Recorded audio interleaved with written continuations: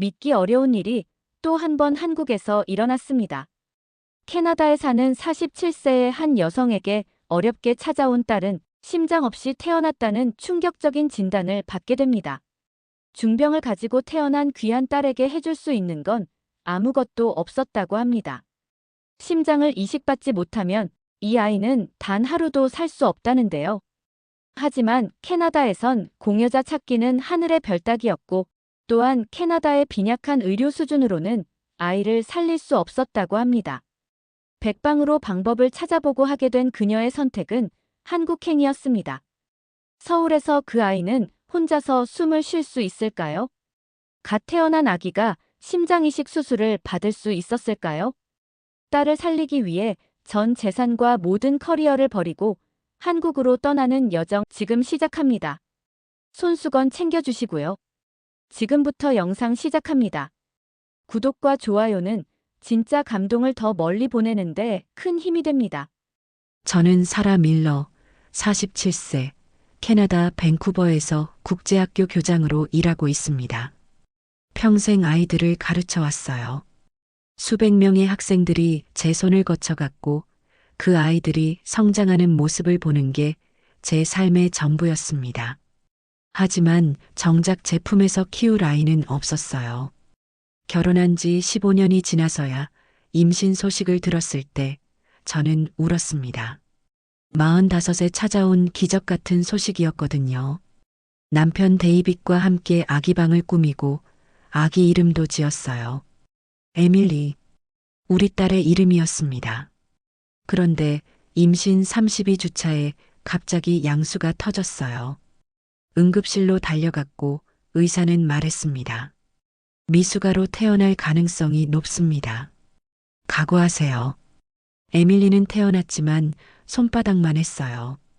1kg도 안 되는 작은 몸집에 온몸이 관으로 연결되어 있었습니다. 그런데 더 큰 문제가 있었어요. 심장에 구멍이 있고 판막도 제대로 발달하지 못했다는 거였습니다. 심장 이식이 필요합니다. 하지만 의사는 말을 흐렸어요. 공여자를 찾기가 쉽지 않을 겁니다. 캐나다는 대기자가 많거든요. 저는 그때까지 우리나라 의료 시스템을 자랑스럽게 생각했어요. 무료 의료 서비스잖아요. 전 세계에서 부러워하는 시스템이라고 배웠고 그렇게 믿었습니다. 하지만 제 딸이 죽어가고 있는데 기다리라는 말만 들어야 했어요. 한 달이 지났습니다. 에밀리는 에크모라는 기계에 의존해서 겨우 숨을 쉬고 있었어요. 심폐기능을 대신해주는 기계였는데 이것도 오래 쓸 수는 없다고 했습니다. 몸에 무리가 너무 크다는 거였어요. 다른 방법은 없나요? 제가 물었습니다. 미국으로 가는 방법도 있지만 비용이 어마어마하고 거기서도 확답은 못 드립니다. 솔직히 말씀드리면 이 정도 중증이면 의사는 고개를 저었어요. 저는 밤마다 신생아 중환자실 유리창 너머로 에밀리를 바라봤습니다. 저 작은 가슴이 오르락 내리락 하는 것도 기계의 힘이었어요. 제가 평생 수백 명의 아이들 미래를 고민해 왔는데 정작 제 아이의 미래는 제 손으로 지켜낼 수가 없었습니다. 남편은 점점 말이 없어졌어요. 회사에서 돌아와도 멍하니 앉아만 있었습니다. 저도 마찬가지였어요. 학교에서는 아무렇지 않은 척했지만 집에 오면 무너졌습니다. 왜 하필 우리에게? 이런 생각이 들 때마다 스스로가 한심했어요. 교장으로서 늘 학생들에게 말해왔잖아요. 포기하지 마라, 방법은 있다고. 그런데 정작 저는 포기하고 있었습니다. 어느 날 밤 에밀리 옆에 앉아 있는데 간호사가 말했어요. 아직 2달밖에 안 됐어요. 너무 일찍 포기하지 마세요. 하지만 저는 알고 있었어요. 이 나라에서는 더 이상 해줄 수 있는 게 없다는 걸. 기다림만 있을 뿐이었습니다. 그때 처음으로 생각했어요. 캐나다가 정말 최선일까? 평생 이 나라를 믿고 살아왔는데 제 딸 하나 살리지 못하는 나라였습니다. 무료라고 자랑하지만 정작 필요할 때는 손 놓고 기다리라고만 하는 곳이었어요. 저는 그날부터 인터넷을 뒤지기 시작했습니다. 다른 나라는 어떨까? 다른 방법은 없을까? 하지만 검색할 때마다 나오는 건 비슷한 이야기들 뿐이었어요. 비용, 대기 시간, 성공률, 절망적인 숫자들만 보였습니다. 에밀리는 여전히 그 작은 보육기 안에서 기계에 의존해 살고 있었어요. 제가 할 수 있는 건 지켜보는 것 뿐이었습니다. 평생 아이들을 가르치며 희망을 이야기해 왔는데 정작 제게는 희망이 보이지 않았어요. 2달이 지났습니다. 에밀리는 여전히 에크모에 의존하고 있었고 의사들은 점점 더 걱정스러운 표정을 짓기 시작했어요. 너무 오래 쓰면 합병증이 생길 수 있습니다. 저는 매일 병원과 집을 오가며 기적을 기다렸어요. 하지만 현실은 냉정했습니다. 캐나다 전체에서 에밀리 나이에 맞는 심장 공여자는 한 명도 나타나지 않았어요. 다른 병원은 어떨까요? 제가 물었을 때 담당인은 고개를 저었습니다. 토론토도 몬트리올도 상황은 마찬가지예요. 이렇게 어린아기의 심장이식은 솔직히 말씀드리면 기적에 가깝습니다. 기적? 저는 그 단어가 싫었어요. 의학이 발달했다고 하면서도 결국 기적에 의존해야 한다는 게 말이 되나요? 제가 낸 세금으로 운영되는 이 훌륭한 의료 시스템이 제 딸 앞에서는 무력했습니다. 남편 데이빗은 직장에서 휴직을 냈어요. 저도 학교에 사정을 말하고 무급휴가를 신청했습니다. 우리는 병원에서 살다시피 했어요. 하지만 할 수 있는 건 아무것도 없었습니다. 어느 날 에밀리의 산소 포화도가 떨어졌어요. 알람이 울리고 의료진이 달려왔습니다. 저는 유리창 밖에서 바라봤어요. 저 작은 몸에 또 다른 관이 연결되는 걸. 상태가 악화되고 있습니다. 심장이식이 더 시급해졌어요. 의사의 말에 저는 무너져 내렸습니다. 그럼 어떻게 해야 하나요? 그냥 기다리기만 하면 되나요? 죄송합니다. 저희도 최선을 다하고 있지만 최선? 그것도 저는 믿을 수 없었어요. 정말 최선이라면 왜 제 딸은 죽어가고 있을까요? 다른 나라였다면 어땠을까 하는 생각이 계속 들었습니다. 그런데 이상했어요. 인터넷에서 검색해봐도 소아 심장이식에 대한 좋은 소식은 거의 없었어요. 미국도 비슷하고 유럽도 마찬가지였습니다. 어디를 가도 대기와 운에 맡겨야 하나 보다 싶었어요. 저는 점점 화가 났습니다. 세상이 이렇게 불공평할 수가 있나요? 제가 평생 착하게 살았고 남편도 성실한 사람이고 우리가 뭘 잘못했다고 이런 시련을 겪어야 하는 건가요? 신이 있다면 이런 일이 일어날 리 없어. 저는 그렇게 중얼거렸어요. 신앙심이 깊지는 않았지만 그래도 믿음이 있었는데 이제는 그마저도 의심스러웠습니다. 어느 날 밤 에밀리가 특히 힘들어하는 것 같았어요. 작은 얼굴이 더 창백해 보였고 모니터의 숫자들도 좋지 않았습니다. 간호사가 말했어요. 많이 힘들어하네요. 아빠, 엄마가 옆에 있어 주세요. 저는 에밀리의 작은 손가락을 만졌어요. 체온도 느껴지지 않을 만큼 차가웠습니다. 에밀리야, 엄마가 여기 있어. 조금만 더 버텨줘. 하지만 속으로는 생각했어요. 언제까지 버티라고 해야 할까? 이 아이는 태어나서 한 번도 집에 와본 적이 없어요. 제품에서 잠들어 본 적도 없고 제가 만든 이유식을 먹어본 적도 없습니다. 그냥 병원에서 기계에 둘러싸여서 고통스럽게 살고 있을 뿐이에요. 이게 정말 사는 건가? 그런 생각이 들 때마다 자책했어요. 엄마가 이런 생각을 하면 안 되는데. 하지만 현실을 받아들이기에는 너무 잔혹했습니다. 데이빗은 더 심했어요. 말수가 점점 줄어들더니 아예 혼자만의 시간을 보내기 시작했어요. 저는 남편마저 잃을까봐 두려웠습니다. 딸도 잃고 남편도 잃고 그럼 저에게 남는 건 뭐가 있을까요? 그럴 때마다 생각했어요. 이 나라에서는 정말 방법이 없는 걸까? 하지만 다른 선택지도 보이지 않았어요. 미국으로 가려면 수십만 달러가 필요하고 그것도 성공을 보장해주지는 않거든요. 저는 점점 체념하고 있었습니다. 아마 에밀리는 이 병원에서 생을 마감할 거예요. 제가 품어보지도 못한 채로 그 생각만으로도 가슴이 찢어질 것 같았어요. 그러던 어느 날 남편이 직장 동료와 이야기를 나누고 왔어요. 김 선생님이라는 한국계 캐나다인 분이었는데 우리 학교에서 한국어를 가르치시는 분이었습니다. 여보, 김 선생님이 이상한 이야기를 해줬어. 데이빗이 말했어요. 무슨 이야기? 한국에서 소아심장 이식을 받은 외국인 아이 이야기래. 성공했다고 하던데. 저는 처음에는 별로 관심이 없었어요. 인터넷에서 워낙 많은 이야기를 봤거든요. 대부분 과장되거나 검증되지 않은 내용들이었으니까. 또 그런 소문 아닐까? 아니야, 김 선생님이 직접 아는 사람 이야기래.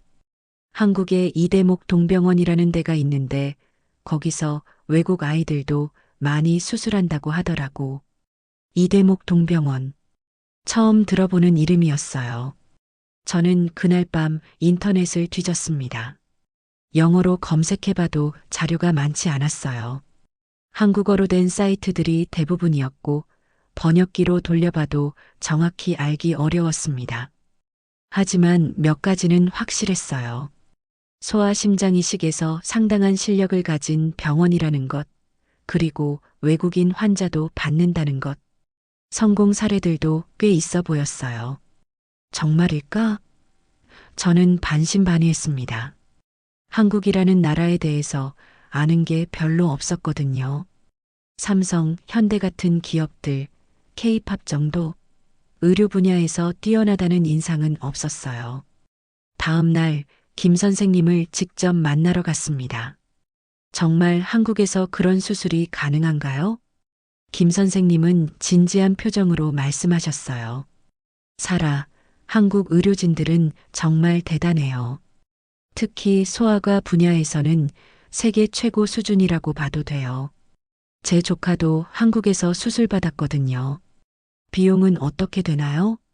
캐나다에서 기다리는 것보다 훨씬 빠르고 비용도 미국보다는 저렴해요. 무엇보다 김 선생님이 잠시 망설이시더니 말씀하셨어요. 한국 의사들은 포기를 안 해요. 끝까지 최선을 다하죠. 포기를 안 한다. 그 말이 가슴에 와 닿았어요. 여기서는 매일 기다려보자, 지켜보자는 말만 듣고 있었거든요. 그런데 언어 문제는 어떻게 하죠? 저는 한국어를 전혀 못하는데. 걱정 마세요. 그 병원에는 국제진료센터가 있어요. 영어로 소통 가능하고 외국인 환자를 위한 시스템이 잘 갖춰져 있대요. 그날 밤 저는 남편과 긴 이야기를 나눴어요. 정말 한국으로 갈 생각이야? 데이빗이 물었어요. 모르겠어. 하지만 여기서 이렇게 기다리기만 할 수는 없잖아. 위험하지 않을까? 에밀리 상태로 비행기를 탈 수 있을까? 그것도 걱정이었어요. 하지만 더 큰 걱정은 이대로 아무것도 하지 않는 것이었습니다. 적어도 한국에서는 가능성이 있어 보였거든요. 저는 다시 인터넷을 뒤졌어요. 이번에는 더 구체적으로 찾아봤습니다. 이대목 동병원 소아심장외과, 국제진료센터, 외국인 환자 후기. 정보가 많지는 않았지만 있는 자료들은 모두 긍정적이었어요. 그런데 문제가 있었어요. 주변 사람들의 반응이었습니다. 한국? 정말? 거기 의료 수준이 어떤데? 제 동료가 물었어요. 미국도 아니고 한국이라고? 차라리 토론토나 몬트리올은 어때? 다른 사람이 말했어요. 언어도 통하지 않는데 너무 위험하지 않아? 이런 말들을 들을 때마다 저도 흔들렸어요. 정말 제대로 된 선택일까? 아니면 절망에 빠져서 잘못된 판단을 하는 걸까? 한국이라는 나라가 정말 우리를 도와줄 수 있을까? 에밀리의 상태는 계속 나빠지고 있었어요. 의사는 말했습니다. 한 달 안에 결정을 내리셔야 할 것 같습니다. 한 달. 그 시간 안에 저는 선택해야 했어요. 여기서 기적을 기다릴 것인가, 아니면 낯선 나라로 떠날 것인가. 김 선생님이 마지막으로 해주신 말씀이 계속 맴돌았어요. 한국 사람들은 정이 많아요. 특히 아이에 관해서는 남의 아이라도 자기 아이처럼 생각해줘요. 정이 많다. 그 말의 의미를 그때는 몰랐어요. 하지만 뭔가 따뜻한 느낌이 들었습니다. 여기서는 느낄 수 없었던 따뜻함이었어요. 결정을 내리기까지 일주일이 더 걸렸어요. 그 일주일 동안 저는 거의 잠을 못 잤습니다. 밤마다 에밀리 곁에 앉아서 고민했어요. 정말 한국으로 가야 할까? 주변 사람들은 여전히 반대했어요. 특히 제 어머니가 심하게 반대하셨어요. 살아, 정신 좀 차려. 한국이 어디야? 제대로 된 나라야? 여기 캐나다가 세계 최고의 의료 시스템을 가지고 있다고. 하지만 엄마 여기서는 계속 기다리기만 하잖아요. 기다리는 게 정상이야. 순서가 있는 거지. 돈 많은 사람이 먼저 받는 게 아니라 정말 필요한 사람이 먼저 받는 거야. 그게 공정한 시스템이라고. 공정한 시스템. 맞는 말이었어요. 하지만 제 딸이 그 시스템 때문에 죽어간다면 그게 정말 공정한 걸까요? 남편도 흔들리고 있었어요. 처음에는 한국행을 지지했는데 시간이 지날수록 망설이기 시작했어요. 여보, 혹시 우리가 너무 성급한 건 아닐까? 여기 의사들도 최선을 다하고 있잖아. 최선이 뭐야? 기다리는 게 최선이야? 그래도 안전하잖아. 한국까지 가서 뭔가 잘못되면 어떻게 해? 그런 대화를 나눌 때마다 저는 혼란스러웠어요. 정말 제가 잘못 생각하고 있는 걸까요? 그런데 어느 날 결정적인 일이 일어났어요. 에밀리의 상태가 급격히 악화된 거예요. 갑자기 심박수가 불안정해지고 에크모 압력도 올려야 했습니다. 위험합니다. 이 상태로는 일주일을 버티기 어려울 수도 있어요. 의사의 말에 저는 무너져 내렸어요. 그날 밤 저는 에밀리 곁에서 밤을 새웠어요. 작은 가슴이 간신히 오르락 내리락 하는 걸 보면서 생각했어요. 이렇게 보내야 하나? 새벽에 김 선생님에게 전화를 걸었어요. 선생님, 정말 급해요. 한국으로 갈 수 있는 방법이 있을까요? 김 선생님은 바로 움직여 주셨어요. 한국에 있는 지인에게 연락하고 병원 측과도 연결해 주셨어요. 놀라운 일이 일어났어요. 이대목 동병원에서 연락이 왔어요. 국제진료센터 직원이 영어로 통화했어요. 아기 상태에 대한 자료를 보내주시면 즉시 검토해 보겠습니다. 가능하다면 최대한 빠르게 받아들이겠어요. 즉시 검토, 최대한 빠르게. 여기서는 한 번도 들어보지 못한 말이었어요. 자료를 보낸 지 하루 만에 답이 왔어요. 수술 가능합니다. 도착하는 대로 즉시 진료 시작하겠습니다. 항공편과 의료진 동행 문제도 도와드리겠어요. 저는 울었어요. 정말 오랜만에 희망이라는 걸 느꼈거든요. 하지만 문제가 있었어요. 비용이었습니다. 항공료, 수술비, 입원비를 다 합치면 우리 집 전체를 팔아야 할 정도였어요. 여보, 우리 집을 팔자. 제가 말했어요. 정말? 집을 팔고 나면 돌아와서 어떻게 살아? 살 집은 나중에 다시 구하면 되잖아. 하지만 에밀리는 지금 아니면 안 돼. 남편도 결국 동의했어요. 우리는 집을 금매로 내놨고 차도 팔았어요. 평생 모은 돈을 모두 쏟아부었습니다. 그런데 정말 놀라운 일이 일어났어요. 김 선생님이 대한항공에 우리 사정을 이야기해 주셨는데 항공사에서 특별 협조를 해주겠다고 한 거예요. 의료진 동행을 위해 비즈니스석을 개조해드리겠습니다. 아기를 위한 특별 장비도 준비하고요. 저는 믿을 수 없었어요.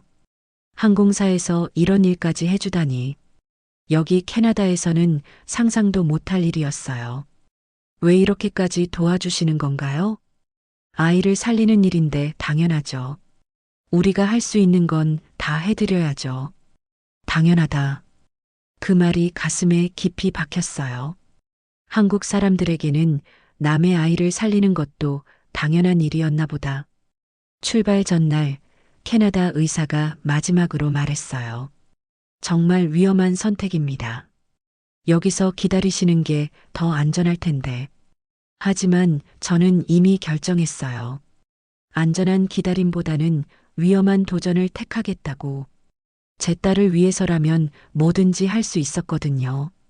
인천공항에 도착했을 때의 그 순간을 평생 잊을 수 없어요.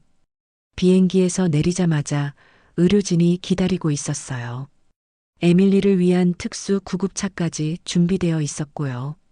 안녕하세요, 사라 씨. 김 코디네이터입니다. 완벽한 영어를 구사하는 여성이 우리를 맞아주었어요. 지금 바로 병원으로 이동하겠습니다. 모든 준비가 끝났어요. 구급차 안에서 저는 놀랐어요. 에밀리를 위한 모든 장비가 완벽하게 갖춰져 있었거든요. 캐나다에서 쓰던 것보다 더 좋아 보이는 장비들이었어요. 이 모든 걸 우리만을 위해 준비하신 건가요? 물론이죠. 아기가 가장 중요하니까요. 이대목 동병원에 도착하자마자 정말 놀라운 광경이 펼쳐졌어요. 의료진 10여 명이 우리를 기다리고 있었어요. 소아심장외과 교수님부터 간호사, 코디네이터까지 멀리서 오느라 고생하셨습니다. 이제부터 저희가 에밀리를 돌봐드리겠습니다. 교수님의 따뜻한 말씀에 저는 눈물이 났어요. 에밀리는 즉시 중환자실로 옮겨졌어요. 한국의 중환자실은 캐나다와는 달랐어요. 더 많은 장비, 더 많은 인력, 그리고 뭔가 더 정성스러운 느낌이었어요. 상태를 정확히 파악해 보겠습니다. 내일까지 완전한 검사 결과가 나올 거예요. 교수님이 말씀하셨어요. 하루. 캐나다에서는 검사 결과 하나 나오는데도 일주일씩 걸렸는데 여기서는 하루면 모든 게 끝난다고 했어요. 그날 밤 저는 병원 근처 숙소에서 잠을 못 이뤘어요. 정말 잘한 선택일까? 에밀리가 괜찮을까? 그런 생각들이 계속 맴돌았거든요. 다음 날 아침 교수님이 검사 결과를 설명해 주셨어요. 심장 상태가 생각보다 좋지 않습니다. 하지만 불가능하지는 않아요. 저희가 도전해 볼 가치는 충분해요. 도전해 볼 가치. 캐나다에서는 한 번도 들어보지 못한 말이었어요. 거기서는 항상 어렵다, 힘들다는 말만 들었거든요. 언제쯤 공여자가 나타날까요? 한국은 뇌사 기증률이 높은 편이에요. 그리고 우선순위를 조정해서 에밀리를 위한 자리를 만들어 드릴게요. 우선순위 조정. 그것도 놀라운 일이었어요. 여기서는 정말로 아이를 살리는 것을 최우선으로 생각하는 것 같았어요. 그런데 더 놀라운 일이 기다리고 있었어요.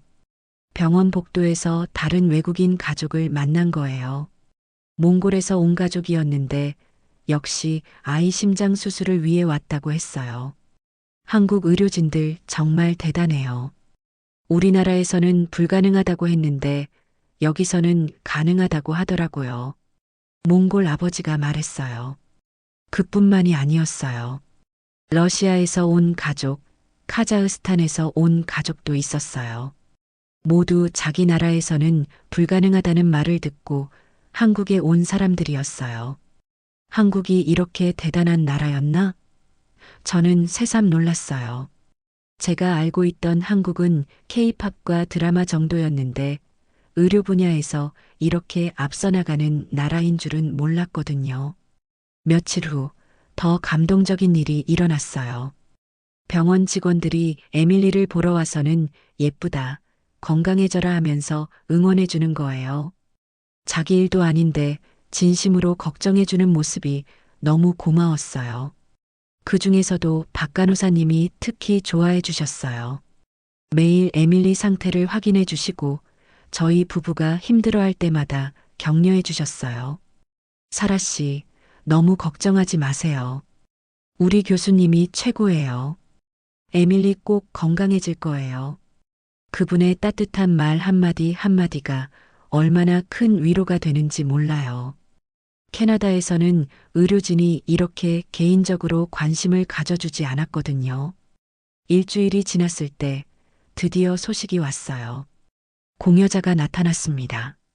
내일 수술 가능해요. 저는 그 말을 듣고 주저앉았어요. 기쁨과 두려움이 동시에 밀려왔거든요. 드디어 기회가 왔지만 수술이 성공할지는 알 수 없었으니까요. 걱정하지 마세요. 저희가 최선을 다하겠습니다. 교수님의 확신에 찬 목소리가 제게는 큰 힘이 되었어요. 그날 밤 저는 에밀리에게 말했어요. 에밀리야, 내일 새로운 심장을 받을 거야. 그럼 우리 집에 갈 수 있어. 엄마가 만든 이유식도 먹을 수 있고, 처음으로 희망이라는 게 현실이 될 수 있다는 생각이 들었어요. 한국에 와서 처음 느끼는 감정이었습니다. 수술 당일 저는 새벽 5시부터 깨어 있었어요. 수술은 오전 9시에 시작될 예정이었지만 잠이 올 리가 없었거든요. 오늘이야, 여보. 남편에게 말했어요. 그래, 오늘이야. 에밀리가 새로운 심장을 받는 날.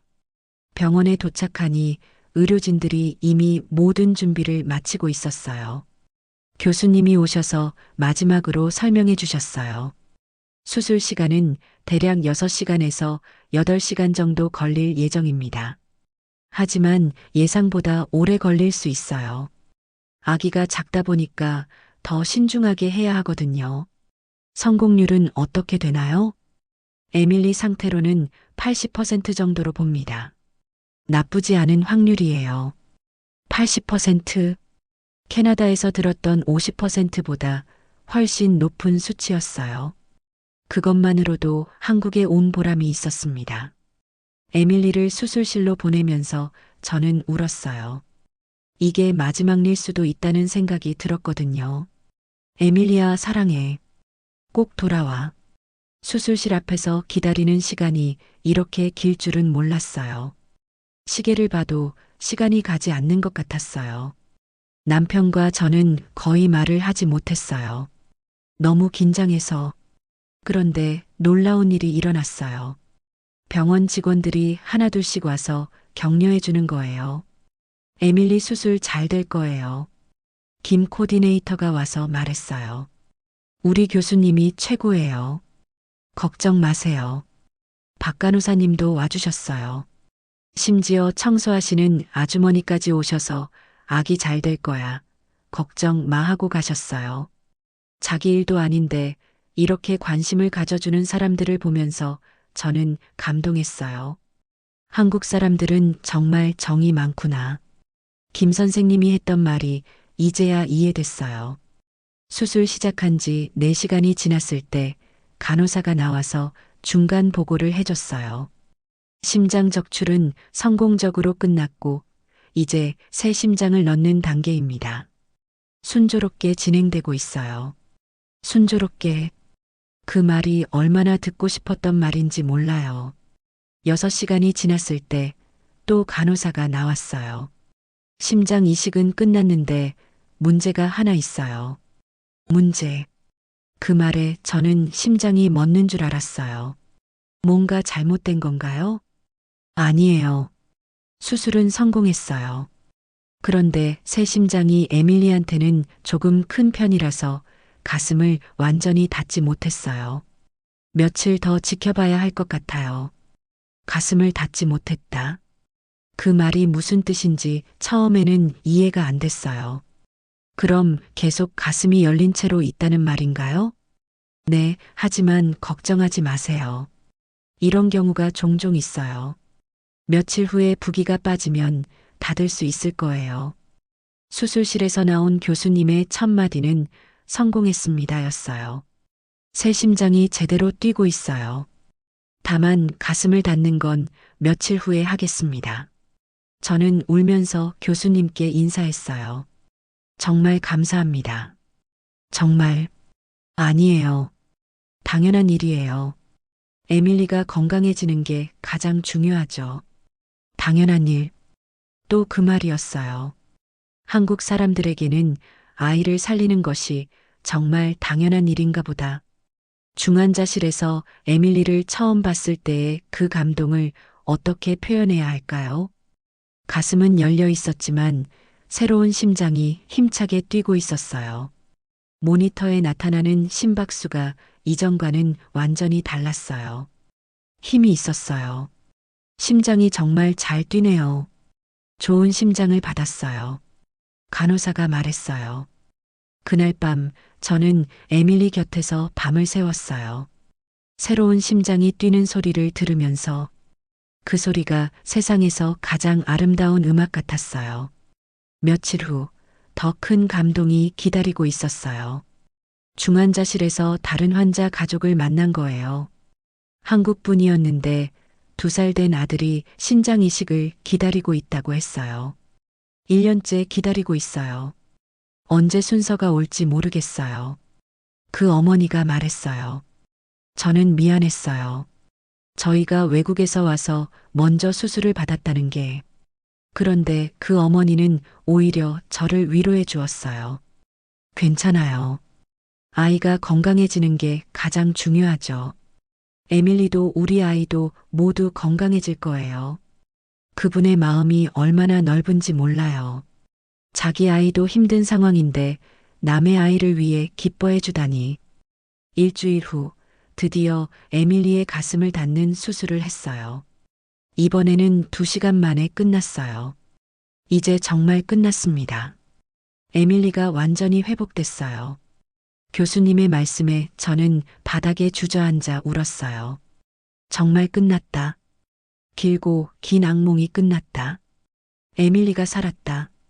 그날 저녁 에밀리가 처음으로 젖병을 빨았어요. 태어난 지 5개월 만에 처음으로 제대로 된 식사를 한 거예요. 엄마 봤어? 에밀리가 먹고 있어. 남편이 울면서 말했어요. 저도 울었어요. 이 모든 게 꿈만 같았거든요. 한국에 와서 기적을 경험한 거였어요. 에밀리가 회복되는 과정을 지켜보는 것은 정말 놀라웠어요. 매일매일 달라지는 모습을 보면서 저는 한국이라는 나라에 대해 완전히 새로운 생각을 갖게 됐어요. 수술 후 2주일이 지났을 때 에밀리는 인공호흡기를 떼었어요. 스스로 숨을 쉬기 시작한 거예요.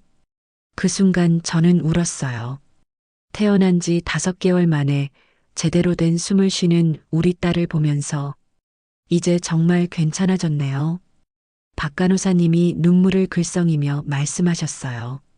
에밀리가 얼마나 예쁜지 몰라요. 한국에서 만난 의료진들은 정말 특별했어요.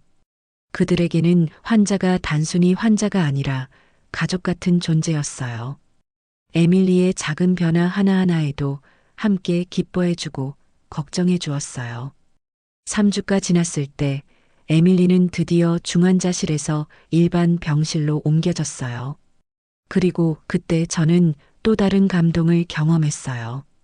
병실에 들어서자마자 놀라운 광경이 펼쳐졌어요. 벽면 가득히 그림과 편지가 붙어 있었어요.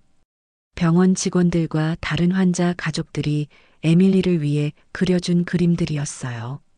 에밀리야 건강해라, 캐나다로 돌아가서 행복하게 살아라, 한국에서 받은 사랑 잊지 마, 이런 메시지들이 한글과 영어로 적혀 있었어요. 이게 다 뭐예요? 제가 물었어요. 에밀리를 응원하는 분들이 하나씩 가져다 주신 거예요. 청소 아주머니들, 간호사들, 다른 환자 가족들까지. 김 코디네이터가 설명해 주었어요. 저는 그 순간 깨달았어요. 한국이라는 나라가 얼마나 따뜻한 곳인지를. 여기서는 정말로 남의 아이도 자기 아이처럼 생각해 주는구나. 그때 중환자실에서 만났던 한국 어머니가 찾아왔어요. 신장 이식을 기다리던 분이었는데, 에밀리 많이 좋아졌네요. 정말 다행이에요. 그분이 말씀하셨어요. 아드님은 어떠세요? 아직 기다리고 있어요. 하지만 괜찮아요. 에밀리 보니까 희망이 생겨요. 그분의 아이는 아직도 수술을 기다리고 있는데 저희를 보고 희망을 얻는다고 하시니 마음이 복잡했어요. 하지만 그분의 마음이 얼마나 따뜻한지 느낄 수 있었어요. 한 달이 지났을 때 교수님이 말씀하셨어요. 이제 퇴원해도 될 것 같아요. 에밀리 상태가 정말 좋아졌어요. 퇴원. 그 말을 들었을 때 저는 기뻤지만 동시에 아쉬웠어요. 한국에서의 생활이 끝난다는 뜻이었거든요. 정말 감사했습니다. 선생님들 덕분에 에밀리가 살았어요. 아니에요. 에밀리가 워낙 강한 아이예요. 그리고 교수님이 잠시 말을 멈추시더니 말씀하셨어요. 사라 씨 부부가 끝까지 포기하지 않았기 때문이에요. 끝까지 포기하지 않았다. 맞아요. 저희는 포기하지 않았어요. 캐나다에서 절망했을 때도, 한국까지 오는 모험을 선택했을 때도, 그리고 그 선택이 옳았다는 걸 증명했어요. 퇴원하는 날, 정말 많은 사람들이 배웅을 나와주었어요. 의료진들, 병원직들, 그리고 함께 치료받던 다른 가족들까지. 에밀리야, 캐나다 가서도 건강해야 해. 박 간호사님이 에밀리를 안아주시며 말씀하셨어요. 한국 잊지 마세요. 여기가 에밀리의 두 번째 고향이에요. 김 코디네이터가 말했어요. 두 번째 고향? 정말 그랬어요. 한국은 에밀리에게 새로운 생명을 준 나라, 저희 가족에게 희망을 되찾아준 나라였어요. 공항으로 가는 길에 남편이 말했어요. 여보, 우리 정말 대단한 나라에서 도움을 받았네. 그러네. 한국이 이렇게 훌륭한 나라인 줄 몰랐어. 저는 그때 결심했어요. 캐나다로 돌아가서 한국에 대해 알려야겠다고. 많은 사람들이 저처럼 한국을 잘 모르고 있을 테니까. 한국이 얼마나 따뜻하고 얼마나 실력 있는 나라인지 말해줘야겠다고. 대한항공에서도 특별히 배려해 주었어요. 에밀리를 위한 특별석을 다시 준비해주고 의료진도 동행하게 해줬어요. 무사히 잘 다녀오셨네요. 에밀리가 정말 건강해 보여요. 승무원이 말했어요. 비행기가 이륙할 때 저는 창밖으로 한국 땅을 내려다봤어요. 고마워, 한국아. 에밀리를 살려줘서 마음속으로 인사했어요.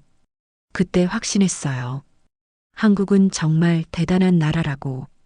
기술도 뛰어나지만 무엇보다 사람들의 마음이 따뜻한 나라라고. 이 은혜를 평생 잊지 않겠다고. 밴쿠버에 돌아온 지 벌써 1년이 지났어요. 에밀리는 이제 돌이 지났고 다른 아이들과 똑같이 건강하게 자라고 있어요. 처음으로 엄마라고 불렀을 때, 처음으로 혼자 걸었을 때, 그 모든 순간들이 기적 같았어요. 저희는 에밀리에게 한국 이름을 하나 더 지어줬어요. 은혜. 한국에서 받은 은혜를 잊지 말라는 뜻으로요. 에밀리 은혜 밀러. 그게 우리 딸의 완전한 이름이에요. 캐나다로 돌아와서 많은 사람들이 물어봤어요. 한국이 어땠냐고. 저는 항상 똑같이 대답해요. 한국은 기적이 일어나는 나라라고. 처음에는 사람들이 잘 믿지 않았어요. 한국이 그렇게 좋다고? 정말?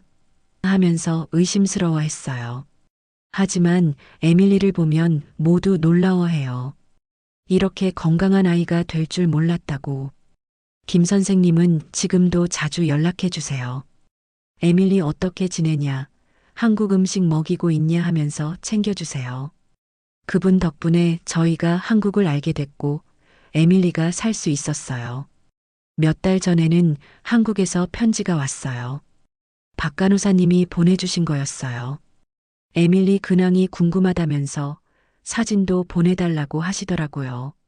저는 에밀리의 돌잔치 사진을 보내드렸어요. 그랬더니 박 간호사님이 정말 예쁘게 잘 자랐다. 한국에 또 놀러 오라고 답장을 보내주셨어요. 저는 결심했어요. 에밀리가 조금 더 크면 한국에 다시 가자고.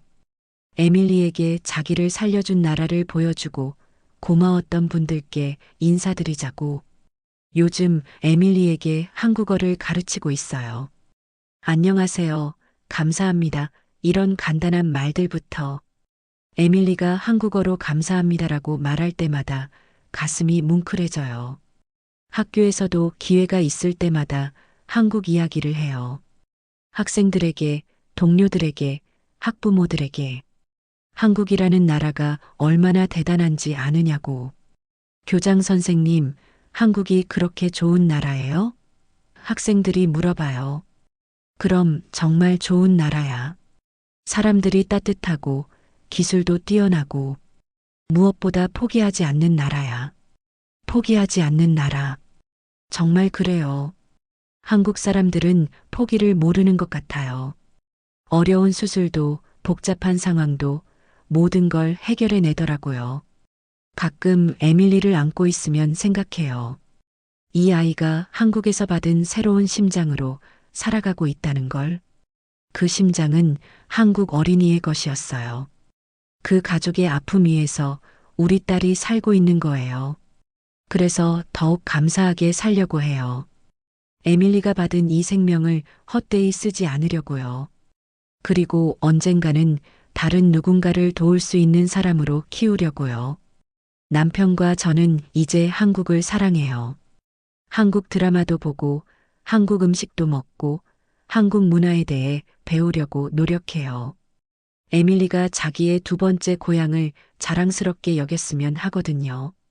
몇 주 전에는 한국 영사관에서 행사가 있어서 다녀왔어요. 거기서 만난 한국 분들께 저희 이야기를 했더니 모두 감동해 하시더라고요. 정말 다행이다. 한국이 도움이 됐다니 기쁘다 하면서 그때 느꼈어요. 한국 사람들은 정말 다른 나라 사람이 한국에서 도움을 받는 걸 기뻐한다는 걸 자기 일처럼 기뻐해 주더라고요. 이제 저는 확신해요. 한국은 정말 대단한 나라라고. 기술도 훌륭하지만 무엇보다 사람들의 마음이 아름다운 나라라고. 그리고 저희 가족은 그런 나라의 은혜를 받았다고. 에밀리가 잠들 때마다 들려주는 이야기가 있어요. 에밀리야, 너는 한국에서 새로운 심장을 받았단다. 그래서 너는 특별한 아이야. 캐나다와 한국 두 나라의 사랑을 받고 자라는 아이야.